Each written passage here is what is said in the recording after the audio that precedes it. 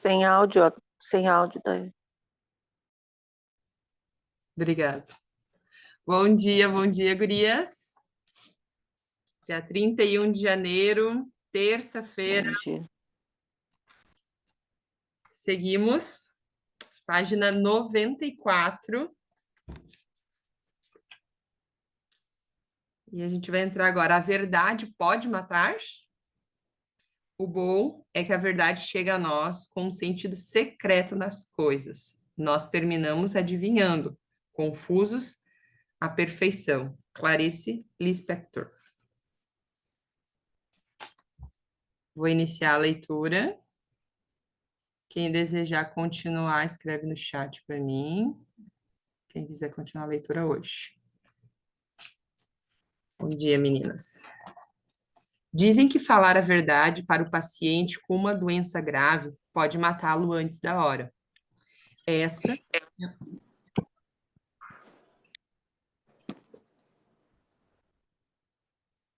é uma das maiores mentiras que ouço, e ouço quase sempre. Enfrento dilemas frequentes diante de familiares que me imploram para não falar a verdade sobre a doença dos meus pacientes, pois acreditam cegamente que a verdade fará com que fiquem deprimidos e morram antes da hora. Comportam-se como crianças que não querem abrir o armário com medo do monstro imaginário, sem se dar conta de que a casa está caindo e o armário vai ruir com a casa. O que mata é a doença, e não a verdade sobre a doença. Claro que haverá um momento de tristeza ao saber-se doente, gravemente doente. Mas essa tristeza é a única ponte até a vida que pode ser vivida verdadeiramente, sem ilusões ou falsas promessas de cura. O que mata a esperança não é saber-se mortal, mas sim perceber-se abandonado. A palavra que mata é a palavra mal utilizada. Um dos maiores desafios que enfrento no dia a dia é convencer a família de que a pessoa doente tem o direito de conhecer sua condição de saúde. Quando pergunto em uma aula quem gostaria de saber a verdade sobre ter uma doença grave, a maioria levanta a mão dizendo que sim. Então, já aviso, conversem com seus filhos, seus amigos, sua família sobre esse desejo, porque na hora que migramos para a condição de doentes, nossos filhos, nossos amigos, nossos pais e quase todos à nossa volta nos considerarão incapazes de viver o que precisamos viver.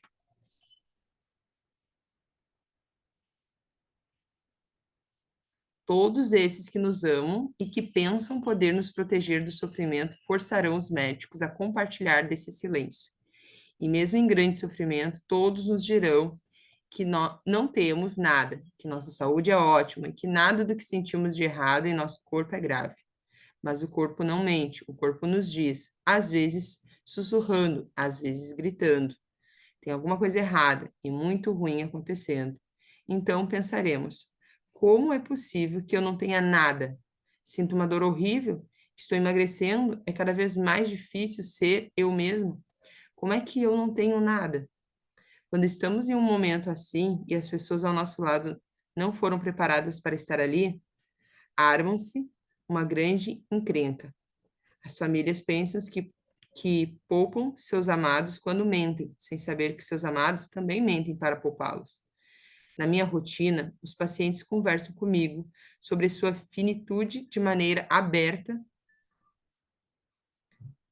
e clara. Falamos sobre pontos muito tensos de trajetória de doenças.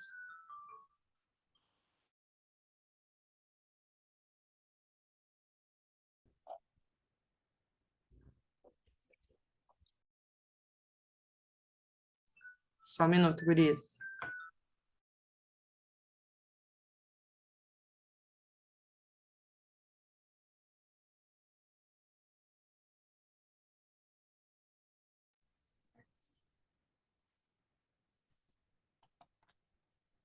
Na minha rotina, os pacientes conversam comigo sobre sua finitude de maneira aberta e clara. Falamos sobre pontos muito tensos da trajetória das doenças. Falamos até dos desejos sobre o funeral. Mas quando esses mesmos pacientes falam com suas famílias, especialmente com a parte da família menos preparada para sua morte. Eles fantasiam tudo. Falam dos planos de viagem, dos jantares, das festas que virão nos próximos anos. Parecem negar a realidade da doença, mas, na verdade, negam a possibilidade de conversar sobre isso, pois duvidam que seus familiares sejam capazes de tolerar o assunto. Quando dou ao paciente a chance de saber sobre a gravidade de sua condição, a verdade dá à pessoa a oportunidade de aproveitar o tempo que lhe resta de maneira consciente, assumindo o protagonismo de sua vida, de sua história. Ao poupar alguém da verdade, não estamos necessariamente fazendo bem àquela pessoa. Não poderemos poupá-la da própria morte. Não poderemos salvá-la daqueles momentos difíceis em que será preciso estar em si mesma. Quando, no, na proximidade da morte, poupamos um ser humano da consciência de suas urgências, da importância do tempo de estar vivo antes de morrer. Não conseguimos interromper o processo da morte, de morrer. Conseguimos privá-lo de viver. A contemplação da morte. Morrer é apenas não ser visto. Morrer é a curva da estrada. Fernando Pessoa. Uma das melhores metáforas que já ouvi sobre contemplar a morte é pensar em um dia, ao longo da vida, encontraremos um grande muro. William Brait, médico psiquiatra que trabalha com seus pacientes abordando o sentido da vida, trouxe essa metáfora em uma palestra durante um congresso da minha área de conhecimento. A perspectiva subjetiva da morte é colocar-se ali, diante de um muro. Estamos trilhando o caminho da vida, às vezes tristes, às vezes alegres, às vezes a vida está escura e não sabemos para que lado ir, mas sempre sabemos, estamos no caminho. Às vezes paramos no meio do caminho e sentamos em algum lugar pensando: estou meio cansado aqui, preciso dar um tempo. Quando paramos, contemplamos o que fizemos até ali e o que faremos a partir dali, mas se quisermos nos levantar e seguirmos, existe caminho pela frente. Quando estamos perto da morte, nos deparamos em um muro. Um grande amigo, Leonardo Consolim, uma vez disse que imagina esse muro muito alto e comprido, com a muralha como a muralha da China. E eu gostei dessa imagem. É com ela que me relaciono quando penso na minha morte. Não tem como dar a volta, não tem como escalar. E quando deparamos com esse muro e tomamos consciência da nossa morte, a única coisa a fazer é olhar para trás. Então, quando estamos diante da morte de alguém, que fique bem claro para nós. Aquela pessoa está olhando para o caminho que percorreu e tentando entender o que fez para chegar até ali. E se a viagem valeu a pena. O que anorteia nosso caminho e nos impele a fazer boas escolhas é a certeza de que quaisquer que sejam nossas escolhas, o muro nos aguarda. Não importa o caminho, todos levam o mesmo lugar. Então não nos faz diferença se somos pessoas boas ou não, vamos morrer. Não faz diferença se somos honestos ou não, vamos morrer. Não faz diferença se amamos ou não, se fomos amados ou não, se perdoarmos ou não. Não faz a menor diferença no resultado final, não importa se Deus existe ou não. Os mais religiosos podem discutir comigo agressivamente sobre a última frase, mas na verdade, a hora final pertence somente a quem morre. Ao depender da nossa relação com o nosso Deus, esse pode ser um dos piores momentos de sua existência ou o melhor. Se Deus existe, morremos no final. Se Deus não existe, também morremos no final. A discussão pode girar em torno do que acontece depois de morrer, mas aí já teremos passado pelo momento de consideramos o mais temido. O que vai acontecer, inviavelmente, é que no final de qualquer história, de qualquer caminho, de qualquer escolha, vamos morrer independente daquilo que acreditamos que existe ou não. A única coisa da existência humana que não tem opção é a morte. Por todo o resto, há opção. Podemos fazer ou não, podemos querer ou não, mas morrer ou não, isso não existe.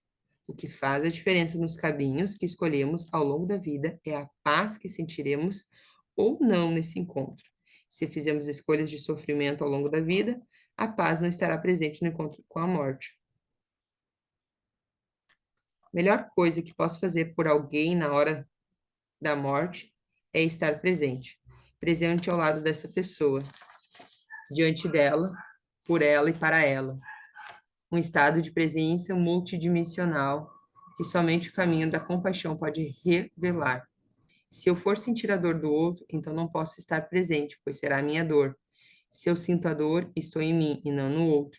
Quando tenho compaixão pela dor do outro, respeito essa dor, mas sei que ela não me pertence. Posso estar presente a ponto de proporcionar socorro, levar conforto. Se tenho compaixão, posso oferecer ou buscar ajuda. Se sinto a dor, estou paralisada. Não posso suportar estar presente diante desse sofrimento e preciso de ajuda. Ver uma pessoa sentindo dor é desesperador, especialmente quando não temos ao nosso lado um médico que saiba da importância desse cuidado. Talvez ele não saiba nem queira usar seu conhecimento técnico para resolver esse grave problema. Isso se deve à profunda carência de formação do médico do nosso país em relação ao controle da dor. Para ser capaz de cuidar de alguém que está morrendo, a primeira coisa que é preciso saber é medida, que medida podemos estar ali, com quanta responsabilidade conduzimos a própria vida. Essa responsabilidade para consigo mesmo é a medida da capacidade de ser responsável pelos cuidados com a vida de qualquer pessoa amada. Quando não damos esse valor à vida, o primeiro a nos desmascarar é aquele que está morrendo. Esta é outra revelação do tempo de morrer. Teremos condições de perceber a verdade contida em cada escolha passada, presente e futura da nossa vida. Saberemos da importância verdadeira de cada momento, deixando então cair todas as máscaras, ilusões, temores, fantasias, recalques. Na hora de morrer, seremos verdadeiros oráculos. Quer um conselho sábio a respeito da sua vida? Peça a alguém que está morrendo. Quer um conselho sábio a respeito da vida? Peça a alguém que está morrendo. Esse sopro vital de sabedoria, bem perto da hora da saída, emerge para a consciência e ilumina os pensamentos com uma luz divina, uma lucidez absurda. Conseguimos perceber processos dos antes, durante e depois, aqueles mistérios sobre os quais os mais religiosos diriam que só Deus sabe. Quando estamos diante da morte, essa relação da verdade surge nos olhos de quem nos observa. Se mentir, saberemos.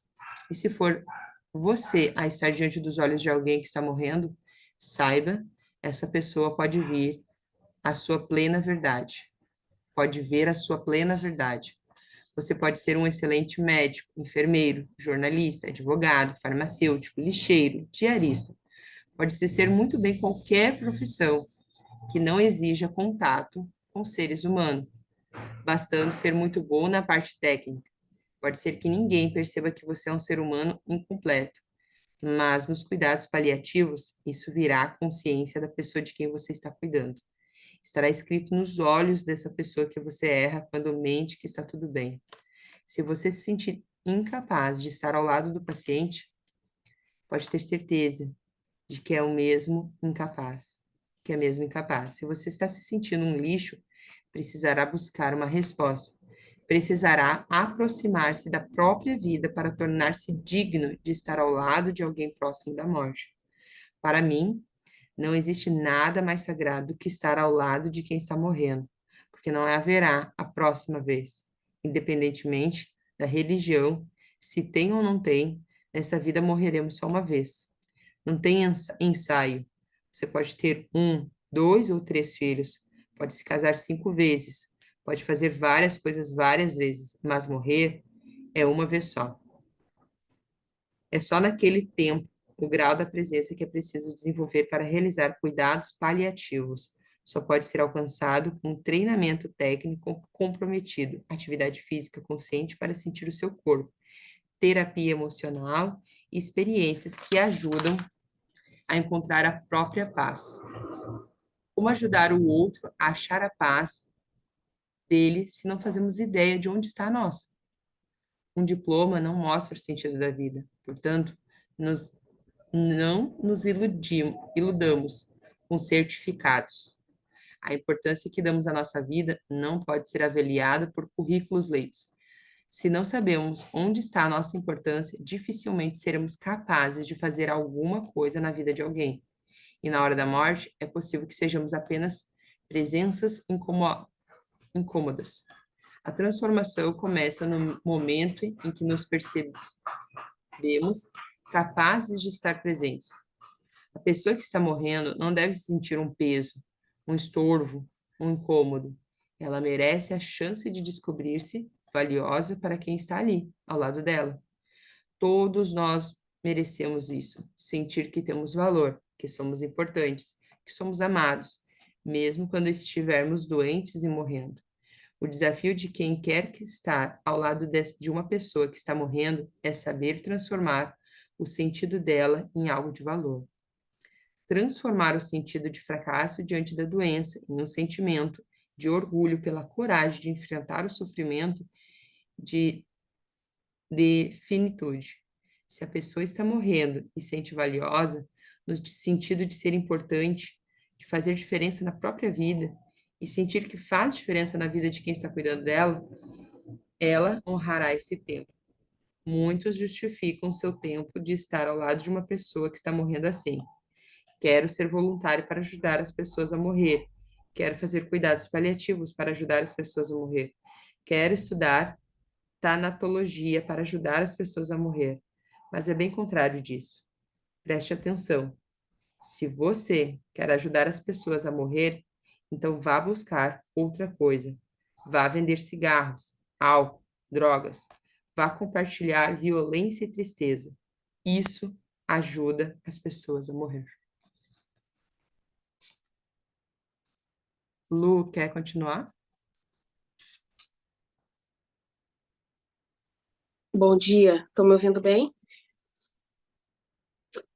Para estar ao lado de alguém que está morrendo, precisamos saber como ajudar a pessoa a viver até o dia em que a morte dela chegar.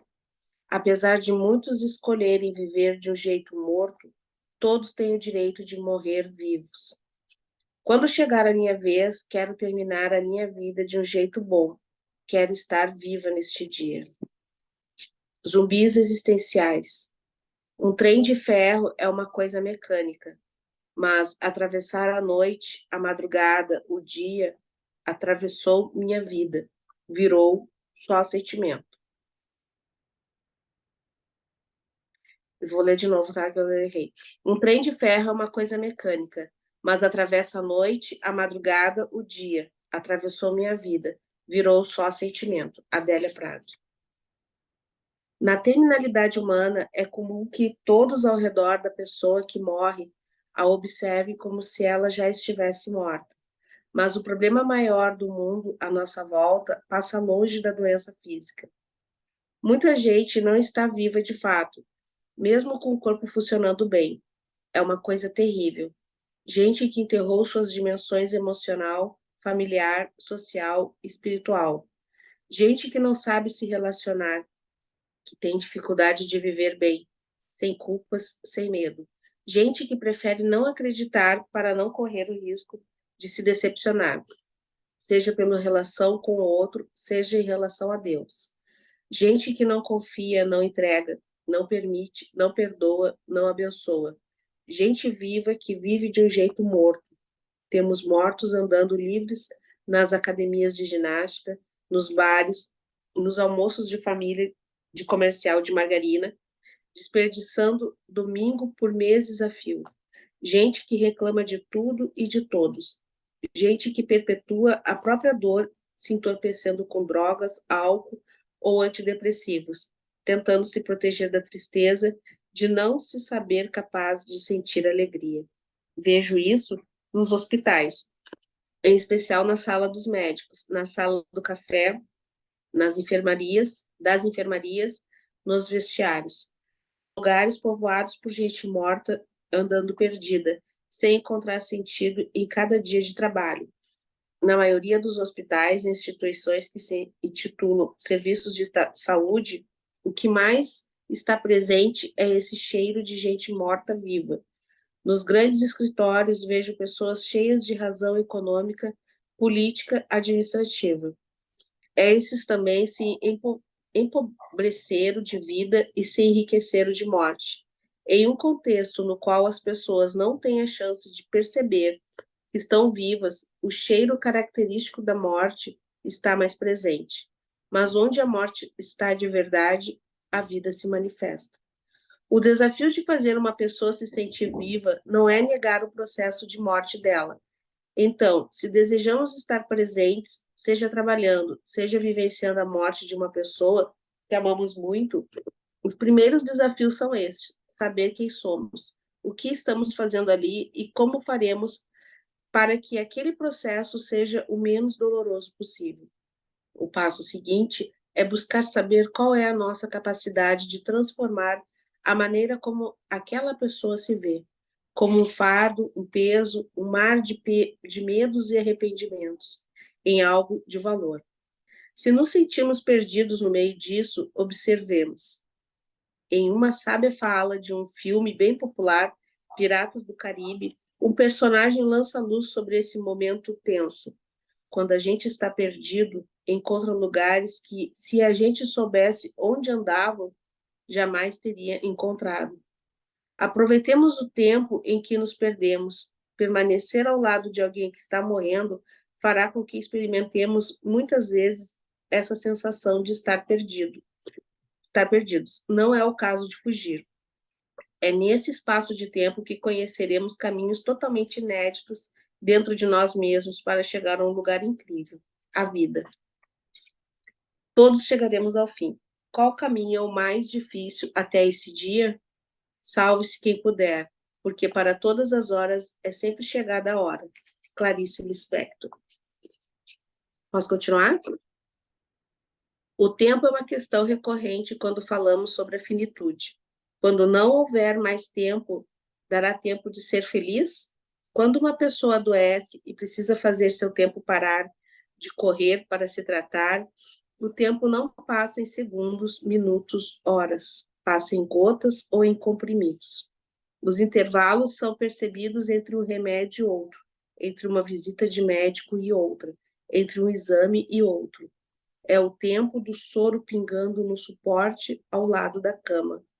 De 6 em 6 horas, de 8 em 8 horas, o tempo se dilata e não passa. Sou uma médica privilegiada porque trabalho em dois extremos.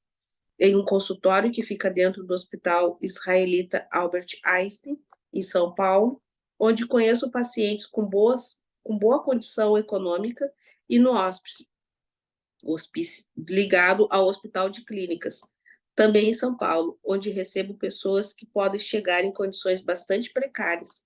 Moradores de ruas passam pelos meus cuidados. São dois extremos da cidade, mas uma única realidade: seres humanos doentes que podem estar bem perto da morte. Está claro para mim que o sofrimento humano não escolhe bolso nem número de diplomas, carimbos nem passaportes, pratos cheios ou vazios ou quantidade de livros na estante. Quando falamos da expressão do sofrimento, as questões que o motivo são exatamente as mesmas. A raiva de um filho que briga pela herança do pai é a mesma daquela que briga com a mãe pela pensão de meio salário mínimo. Apesar da aparente diferença social, as pessoas experimentam o mesmo medo da dor, a mesma solidão, o mesmo amor pela vida e também a mesma raiva, a mesma culpa, o mesmo discurso de radicalismo religioso, o mesmo comportamento.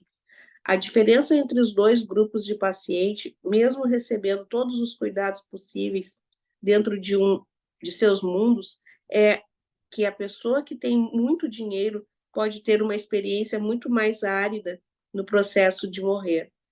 O fato de ter recursos leva as pessoas a acreditar que podem mudar tudo, que podem recuperar a saúde, comprando remédios caros, pagando por profissionais caros, hospitais caros. Mas nenhum dinheiro do mundo nos protege de morrer quando chegar a nossa hora. Quem teve muitas alternativas na vida, em geral, cai no mundo do arrependimento com mais facilidade diante da morte. Aquele que na vida só tiveram uma chance de escolha e de sobreviver, em geral chega ao final dela com a plena certeza de que fizeram o melhor, que podiam com a chance que tiveram. No hospice, uma não tinha privacidade, esse nome chique que inventaram para a solidão. hospício, né? Eu não sei a pronúncia certa. Lá, nossos quartos eram duplos. A morte acontece e a pessoa é a testemunha da morte do seu companheiro de quarto. Parece mórbido, mas ela sabe que daqui a pouco será a vez dela. E a experiência de vivenciar a morte do vizinho traz a consciência de que esse momento pode ser sereno. As pessoas que recebem cuidados paliativos no hospício têm a chance de fazer sua passagem na primeira classe. No processo de morrer, essa metáfora da passagem é muito usada. Em seu livro Bilhete de Plataforma, Derek Doyle, especialista em cuidados paliativos, traz histórias reais de um médico que trabalha com pessoas no final da vida. A expressão bilhete de plataforma remete à realidade de uma estação de trem, onde uns embarcam e outros ficam na plataforma ajudando no embarque. Nós, as pessoas que cuidam dos que estão morrendo, ficamos na plataforma, ajudamos a achar o lugar certo e confortável. Acomodamos a bagagem, checamos se todos os envolvidos se despediram. Todos embarcam, mas alguns embarcam mal. Infelizmente, é muito comum as pessoas associarem os cuidados paliativos com eutanásia. Sou chamada para avaliar um paciente em terminalidade e seus familiares temem que eu faça tudo para acabar com o sofredor. Tenho que explicar a todos os envolvidos, paciente, famílias e equipe, o que significa cuidar. A pessoa está realmente em sua fase final de vida e escrevo na prescrição que o paciente tem permissão para a morte natural. A reação chega a ser misteriosa. O enfermeiro vem até mim e diz: então, doutora, será que vamos começar a sedação agora? Aí tenho que começar tudo de novo, desde o início, quando tudo era treva. Como nascem os bebês? É preciso que nasçam sedados? Então, para morrer, também não precisa sedar. Nascimento natural, parto natural, vida natural, morte natural. Difícil entender? Sim, às vezes é, e eu preciso desenhar. E é muito mais fácil fazer com que a família entenda do que a equipe de enfermagem, nutricionistas, fonoaudiólogos, fisioterapeutas e ainda mais os médicos. Então, a você que me lê e que não é da área da saúde, peço que perdoe essas pobres criaturas chamadas médicos, porque na faculdade não aprendemos a conversar sobre a morte. Aliás, não aprendemos nem a conversar sobre a vida. Nossa formação é sobre doença. Somos muito bons nisso de falar esquisito e apenas sobre doença. Somos de um vocabulário e raciocínio extremamente limitados. Tenha compaixão e paciência, pois atrás de um jaleco e de um número de CRM há um coração que sofre muito também. Começamos a faculdade com uma intenção muito idealista e linda de salvar vidas, mas a vida nos mostra que a salvação vai muito além de remédios ou cirurgias. O que tento nos ensinar na faculdade é que bons médicos têm de fugir da morte. O trabalho do médico deveria ser o de promover a saúde, mas atuamos na base do medo. Faça exames. Caminhe 5 vezes por semana. Durma, coma direito, senão você morre. Claro que você vai morrer, mesmo que faça tudo isso. Deveríamos alertar que, se você fizer tudo isso, vai viver melhor. E isso já deveria ser um bom motivo. É um grande desafio para os médicos e profissionais de saúde compreender que não há fracasso quando acontece a morte. O fracasso do médico acontece se a pessoa não vive feliz quando se trata com ele. Muita gente está curada de câncer, mas se sente completamente infeliz estando viva. Por que isso acontece? De que adianta curar e controlar doenças se não conseguimos fazer com que o paciente entenda que a saúde conquistada pode ser a ponte para a realização de experiências plenas de sentido na sua vida? O papel mais importante do médico em relação ao seu paciente é o de não o abandonar. A dimensão espiritual do sofrimento humano. Quando tocar alguém, nunca toque só um corpo. Quer dizer, não esqueça que está tocando uma pessoa e que nesse corpo está toda a memória de sua existência. E mais profundamente ainda, quando tocar um corpo, lembre-se de que está tocando um sopro, que esse sopro é o sopro de uma pessoa com seus entraves e dificuldades, e também é o grande sopro do universo. Assim, quando tocar um corpo, lembre-se de que está tocando um tempo. Jean-Yves Le Loup. Obrigada, Lu. Nada. Aqui, vamos para o nosso tempo de compartilhar, de dividir.